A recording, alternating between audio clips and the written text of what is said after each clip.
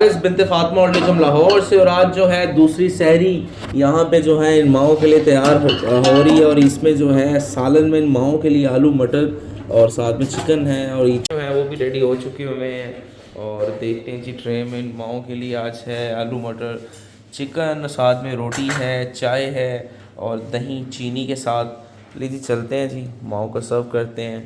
अस्सलाम वालेकुम। आप सबको जो है दूसरी सहरी बहुत बहुत मुबारक हो। या खुदा पाक जी उनके रिज़्क रोटी में इजाफा कर दे।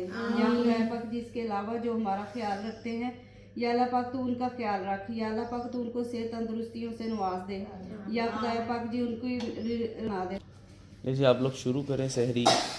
और इसी के साथ साथ जो है आज दूसरा रोज़ा है और दूसरी सहरी। बड़ी खुशी हो रही है, मजा आया। अच्छा मुझे बताइएगा, आप बताएं सहरी में क्या क्या है। दही है, आलू मटर गोश्त है और ये रोटी है। हमने खुद ही खाया था, हम पराठा एक नहीं चीज़ खाया। रह गई है। हाँ जी। एक चीज़ रह गई ट्रे में। क्या? ये चाय। चाय है। ये सऊदी अरब से आए थे, उम्र में गई थी, वहाँ से लेके आई थी। अच्छा।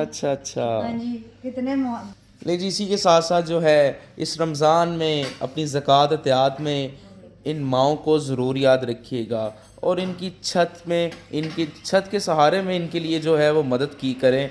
जज़ाक।